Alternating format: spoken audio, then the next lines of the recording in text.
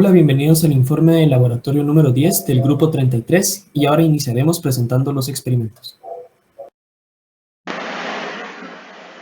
Para el primer experimento de digestión salival se utilizó almidón de maíz, agua, saliva, solución de yodo y 2 recipientes. Lo primero que se hizo fue preparar los 2 recipientes con media cucharada de almidón de maíz cada uno. Luego al recipiente 1 se le agregaron 2 cucharadas de agua y se mezcló. Al recipiente 2 se le agregaron 2 cucharadas de saliva y se mezcló. Por último, a ambas mezclas se les añadió unas gotitas de solución de yodo y se continuó mezclando. Los resultados fueron que la solución de yodo en contacto con el almidón forma un compuesto de color morado. La primera pregunta dice ¿por qué esta coloración? Pues al finalizar el experimento ambas mezclas tenían un color morado muy similar, pero después de 15 minutos la mezcla 1 se quedó del mismo color por la solución de yodo. Sin embargo, la mezcla 2 se volvió blanquecina por la amilasa salival que destruye el almidón. La pregunta 2 dice si se observó alguna diferencia entre la mezcla 1 y 2 y la respuesta es que sí se observó diferencia en la coloración final y en su consistencia. Y la pregunta 3 dice que ¿a qué se debe esta discrepancia? Pues esto se debe a que la enzima amilasa rompe el almidón en moléculas más pequeñas, el yodo se libera y hace que pierda el color.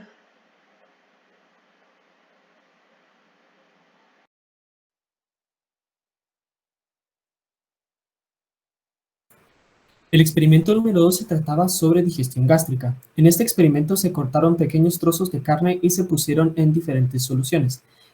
Para esto se utilizaron un par de beakers. En el primer beaker se pusieron 50 mililitros de agua y se dejó los trozos de carne reposar en el agua. En el segundo se puso vinagre, 50 mililitros de vinagre. En el tercero, 50 mililitros de jugo de limón y en el cuarto, 50 mililitros de jugo de piña. Se dejaron reposar por 12 horas y se hicieron mediciones de pH al inicio, cada 6 horas y cada 12 horas. Para esto se tomaron fotos para poder registrar los resultados que tuvieron, empezando con el agua. El agua al inicio tuvo un pH neutral de 7 y la consistencia de la carne era semirrígida. Luego, después de 6 horas, la consistencia de la carne era más blanda y conservaba su pH neutro de 7. Sin embargo, a las 12 horas, la consistencia de la carne era ya todavía más blanda y el pH del agua bajó a ser un poco más ácido, a 5. Con el ácido acético, la medición inicial dio un pH de 2, bastante ácido, y la consistencia de la carne era semirrígida. Luego a las 6 horas se volvió a medir el pH y el vinagre se había vuelto un poco más alcalino, alcanzando un nivel de pH de 4 según nuestra escala de colores, y la consistencia de la carne era un poco más blanda. Luego a las 12 horas mantuvo ese pH de 4 y la carne se volvió un poco más blanda. Ahora con el tercer frasco, a este había que agregarle los 50 mililitros de jugo de limón y en el momento la consistencia de la carne era rígida y el pH era de 5.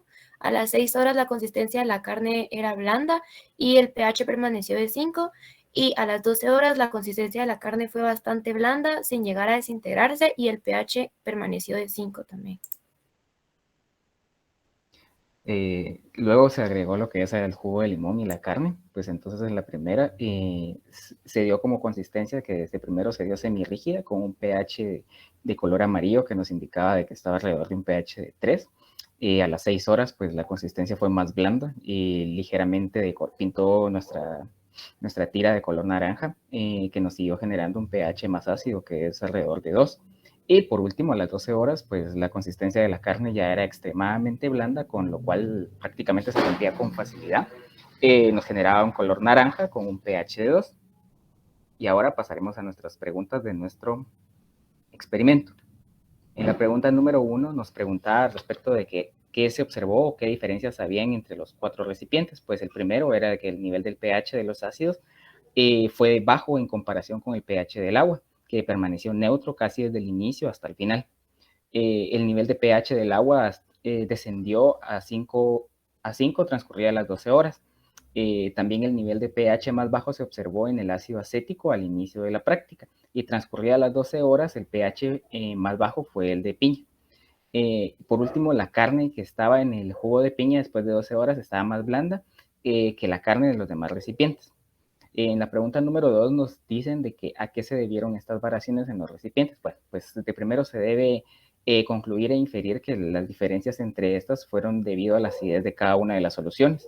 Entre más acidez haya tenido cada una, pues mayor sería el ablandimiento de la carne, con la única diferencia que en el jugo de piña, pues este no cuenta con una mayor acidez como lo que es el jugo de limón o el ácido acético, pero cuenta con la enzima que es la bromelina, la cual ayuda a descomponer con mayor rapidez lo que es las proteínas que se encontraban en la carne.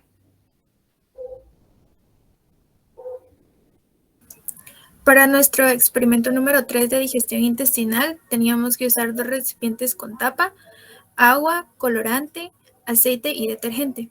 En ambos recipientes íbamos a colocar agua y colorante en cantidades iguales y después íbamos a colocar aceite y lo teníamos que agitar intentando que pues, el aceite se disolviera en el agua, lo cual pues no es posible.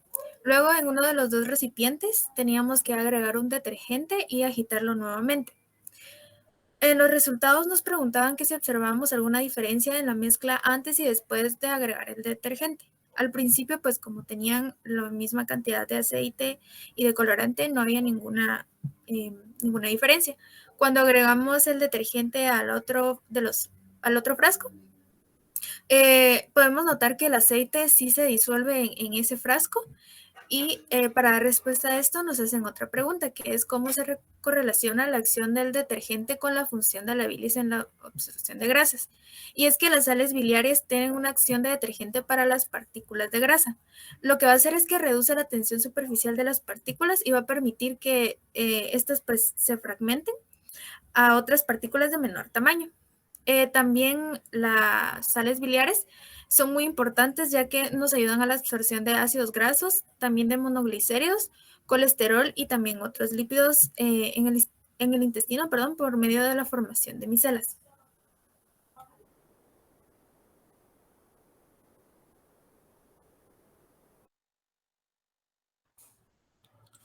Iniciando con las preguntas de la guía de estudio, dice la número 1 que elabore un esquema de los procesos de propulsión y mezcla de los alimentos en boca, estómago e intestino. Para iniciar este proceso es necesario empezar con la deglución, que tiene como funciones propulsar el bolo alimenticio desde la boca al estómago, ejercer una acción protectora sobre el tracto respiratorio y contribuir a la eliminación de partículas atrapadas en la nasofaringe. Esta tiene 3 fases, que es la fase oral, la faríngea y la esofágica. La fase oral es el movimiento de la lengua, el desplazamiento del bolo hacia atrás y hacia arriba, presionando contra el paladar duro, y luego en las partes posteriores el bolo es empujado hacia la faringe, donde estimula los receptores táctiles. Este es el inicio del reflejo de la deglución. Y en la fase faríngea, el paladar blando cierra de la nasofaringe el pasaje del bolo a la orofaringe. La epiglotis es la que cierra la faringe y simultáneamente se eleva y se mueve hacia adelante. Se relaja el esfínter esofágico superior para recibir el bolo, y este es el inicio de la onda peristáltica que desplaza al esófago. El bolo supera el esfínter esofágico superior y se contrae. Se inicia una onda peristáltica, una velocidad de 3 a 4 centímetros por segundo, controlada por el centro de la deglución. Aquí es donde se relaja el esfínter esofágico inferior y es donde se inicia la presencia del alimento en el estómago. Luego estando en el estómago, el alimento se almacena de 4 a 6 horas, lo mezcla y forma el quimo gracias al jugo gástrico. El pepsinógeno se convierte en pepsina gracias al ácido clorhídrico y ayuda a digerir las proteínas. Luego pasa al duodeno y se completa la digestión química de carbohidratos y proteínas por el jugo pancreático y la emulsificación de la bilis pancreática. Tiene una función importante en regular la cantidad de quimo que llega al yeyuno. Luego en el yeyuno sus funciones de digestión y absorción, la hidrólisis del quimo se completa de manera que los nutrientes pueden ser absorbidos y procesarse para su uso, y hay movimientos de mezcla y propulsión.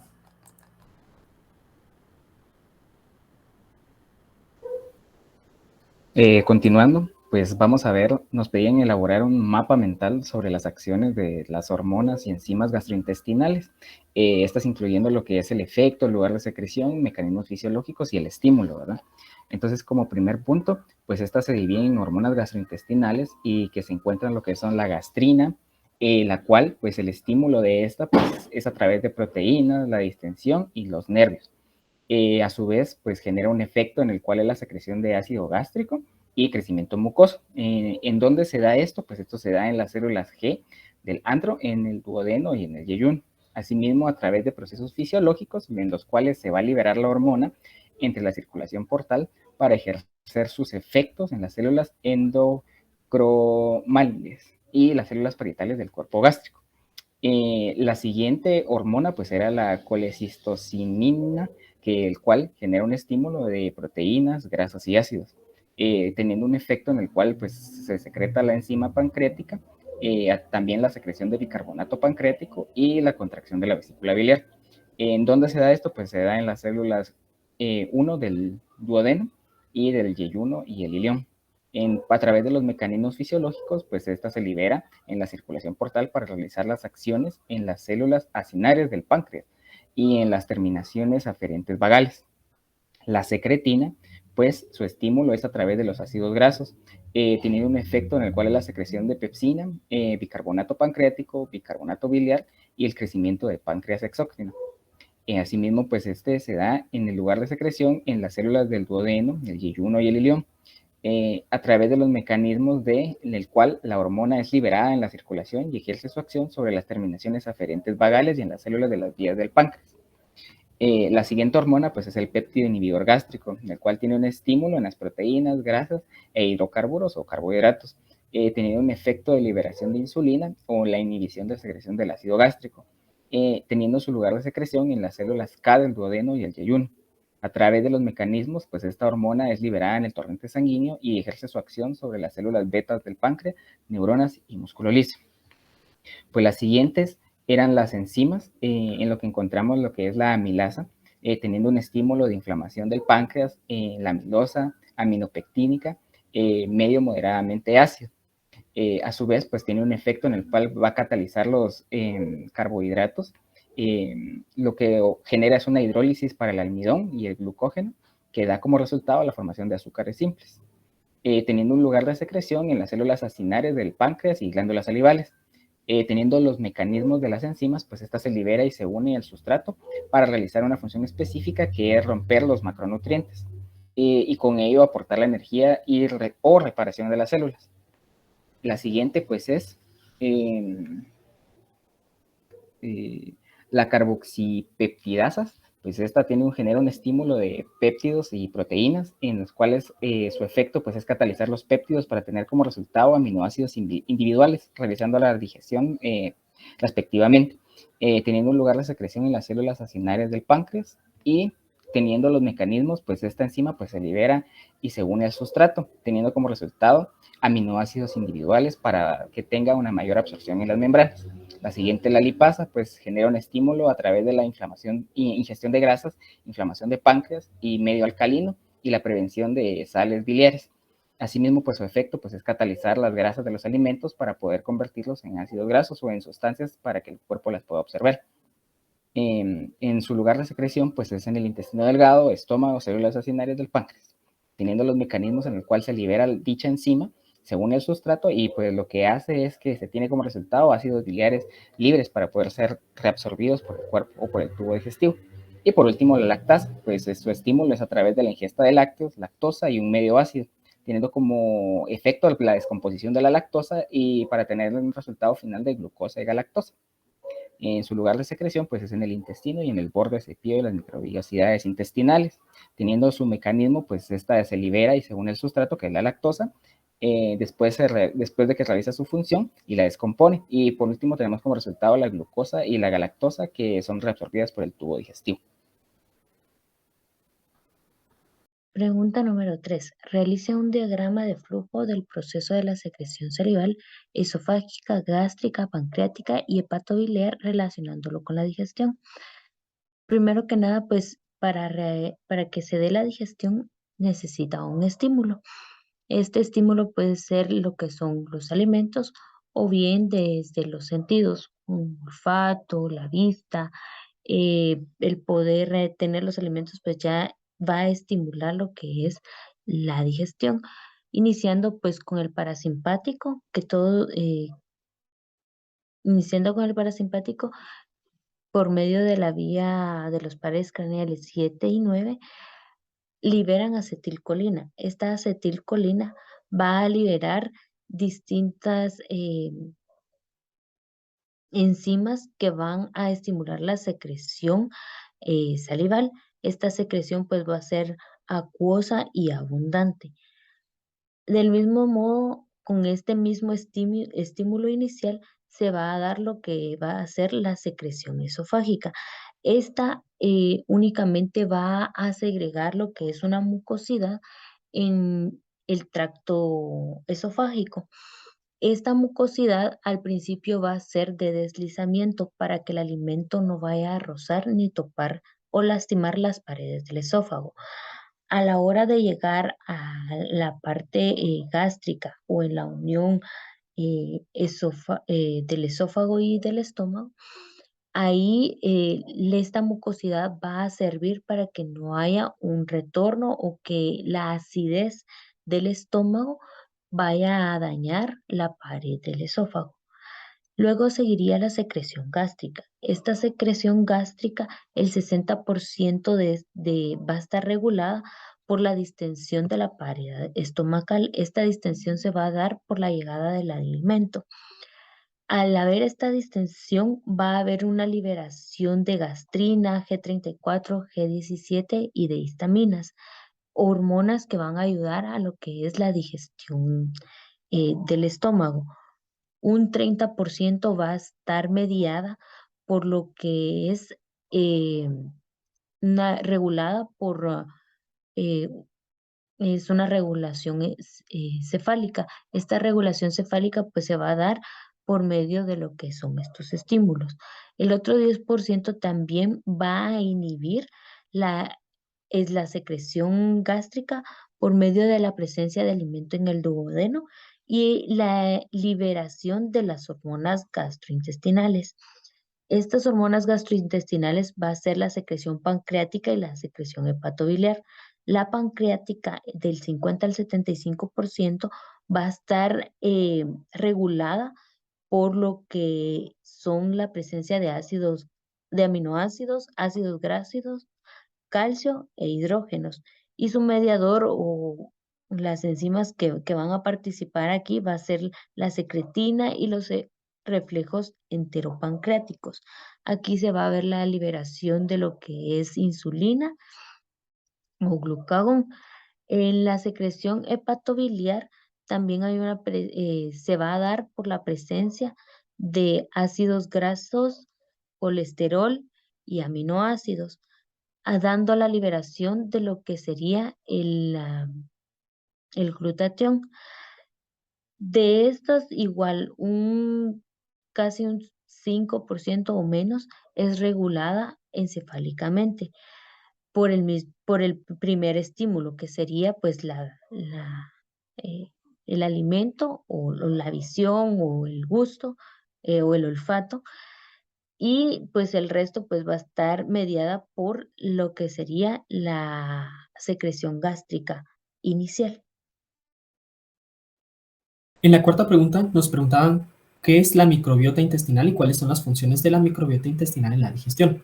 La microbiota son los colonizadores microbianos que están presentes en el intestino y participan en algunos procesos fisiológicos. La colonización empieza desde el parto, en el que el bebé sale del útero a tener contacto con muchos microorganismos, y continúa con la adquisición de bifidobacterias provenientes del calostro. La microbiota es muy importante porque es fundamental para la formación de un buen sistema inmunológico y mantenimiento de la homeostasis. Su papel en la digestión es que participan en la degradación de los alimentos que no fueron degradados por las enzimas humanas, y también activan compuestos dietéticos inactivos, y es parte del proceso de fermentación de carbohidratos complejos que se convierten luego en ácidos grasos y posteriormente colaboran en su almacenamiento. La pregunta número 5 nos pedía que explicáramos el proceso de formación de ácido clorhídrico y también su función en la digestión. Para iniciar este proceso, la acetilcolina liberada por estimulación parasimpática va a estimular las células parietales y en consecuencia se va a iniciar la bomba de hidrógeno potasio, que es lo que nos va a formar el ácido clorhídrico. Consta de 3 pasos. El primero es que la mayor parte de los iones de sodio y potasio de los canalículos son reabsorbidos por el citoplasma celular y su lugar en dichos canalículos es ocupado por los iones hidrógeno. Luego el bombeo de estos iones por medio de la bomba provoca una acumulación de OH y también la formación de bicarbonato.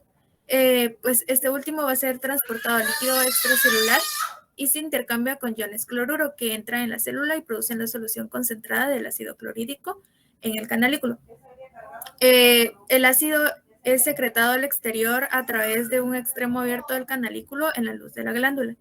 Y pues luego va a haber ósmosis para que pueda entrar agua y como resultado pues la secreción final que penetra en el canalículo va a tener ácido clorhídrico, agua, cloruro potásico y también cloruro de sodio. Ahora continuando con la pregunta número 6 que nos pedía las principales diferencias entre la bilis hepática y la bilis vesicular, podemos empezar con los componentes, que el primero sería el agua, que la bilis hepática contiene un 97% de esta y la vesicular un 89%. De sólidos, la hepática de 2 a 4% y la vesicular de 10 a 12%. De sales biliares de 10 a 20 milimoles sobre litro en la hepática y en la vesicular de 50 a 200 milimoles sobre litro. El pH de la bilis hepática es entre 7.8 y 8.6 y de la vesicular de 7 a 7.4. La bilirrubina es de 0.04 gramos sobre decilitro en la bilis hepática y de 0.3 gramos sobre decilitro en la vesicular. El colesterol es de 0.1 gramos sobre decilitro en la hepática y en la vesicular de 0.3 a 0.9 gramos sobre decilitro. Ácidos grasos, la bilis hepática contiene 0.12 y la bilis vesicular contiene 0.3 a 1.2. La lecitina en la bilis hepática es de 0.04 y de la vesicular es de 0.3. Ahora, el sodio en la bilis hepática es de 145.04 milequivalentes sobre litro y en la bilis vesicular es de 130. El potasio en la hepática es de 5 milequivalentes sobre litro y en la vesicular es de 12. El calcio es de 5 milequivalentes en la hepática y en la vesicular es de 23. El cloro es de 100 milequivalentes sobre litro en la bilis hepática y en la bilis vesicular es de 25 milequivalentes sobre litro. Ahora continuando con la 7, que nos pedía elaborar una figura con el reflejo de la defecación, en específico enumerar los 7 elementos del arco reflejo de la defecación, que incluía el estímulo, el receptor sensorial, la neurona aferente o sensorial, el centro integrador, la neurona eferente y motoneurona y el efector y por último la respuesta. Entonces, para el reflejo de la defecación podemos decir que tienen que haber 2 estímulos, uno intrínseco local que es débil y uno parasimpático para que la defecación se pueda llevar con éxito. El intrínseco local débil se da gracias al sistema nervioso entérico de la pared rectal y sintetizando el intrínseco local débil con el parasimpático podemos obtener esta serie de 7 pasos, comenzando con el número 1, que sería el estímulo, que es que las heces que penetran el recto causan la distensión de la pared rectal. Esto se da gracias a que el esfínter anal externo se relaja para admitir heces en el conducto. El paso número 2 es que el receptor sensorial o neurona aferente sería el plexo mientérico, recibe el estímulo. El plexo mientérico hay que recordar que está entre las capas musculares, esto sería entre la longitudinal y la circular interna. Ahora bien, el tercero sería que la neurona aferente o sensorial lleve el estímulo. Esta se va a dirigir hacia la médula, a los segmentos de S2 a S4. El cuarto, que sería el centro integrador, que es en la médula espinal, en específico en los segmentos ya mencionados, que serían el S2 al S4. Ahora el quinto sería que la neurona eferente o motoneurona, que serían las fibras nerviosas parasimpáticas de los nervios pélvicos, regresen al colon descendente, al sigma, al recto y al ano. El punto número 6, que serían los efectores, que serían los esfínteres anal externo y el interno. Y por último, la respuesta que sería el aumento del peristaltismo, la relajación del esfínter anal interno, la relajación consciente y voluntaria del esfínter anal externo, la inspiración profunda, el cierre de la glotis, la contracción de los músculos de la pared abdominal para impulsar el contenido fecal del colon hacia abajo, y que la pelvis va a descender, se va a relajar y va a empujar hacia afuera el anillo anal.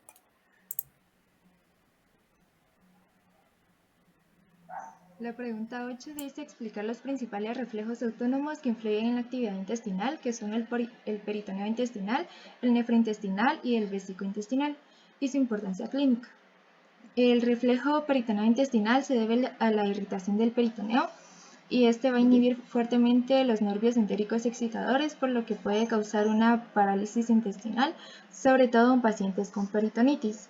El reflejo vesicointestinal inhibe la actividad intestinal a consecuencia de una irritación vesical, y el reflejo nefrointestinal va a inhibir la actividad intestinal cuando existe una irritación renal.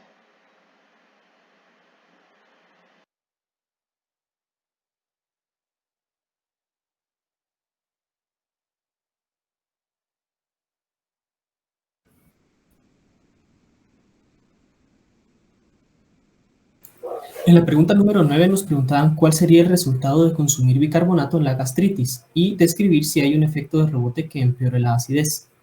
Ante una acidez estomacal sí se pudiera tomar bicarbonato y esto neutralizaría el exceso de ácidos estomacales, lo que puede causar un alivio bastante rápido. Sin embargo, existen precauciones para utilizarlo, y entre ellos se menciona no tomarlo por más de una semana ni más de 2 veces al día, porque puede provocar una alcalosis y en respuesta el estómago excretará más ácidos estomacales, generando un efecto de rebote que finalmente empeoraría la gastritis. La pregunta número 10 nos pedía explicar la razón por la que nos da sueño después de comer y describir los mecanismos fisiológicos implicados. Podemos responder a esta pregunta que durante la fase faríngea de la deglución, el centro de deglución inhibe por muy poco tiempo el centro respiratorio, y esto puede disminuir la oxigenación y el flujo de sangre que va a llegar al cerebro.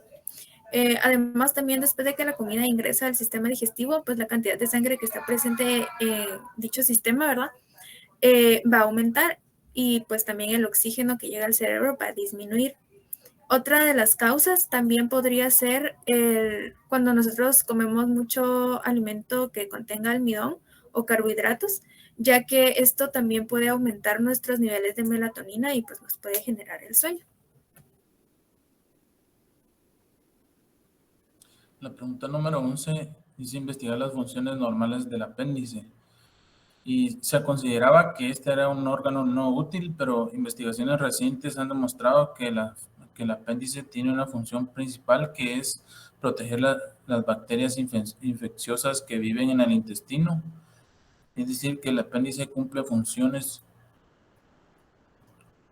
función de refugio para bacterias intestinales. Este tipo de tejido desempeña un papel de inmunidad del cuerpo humano que se encarga de evitar que se propaguen las infecciones y estimula el crecimiento en las bacterias intestinales sanas.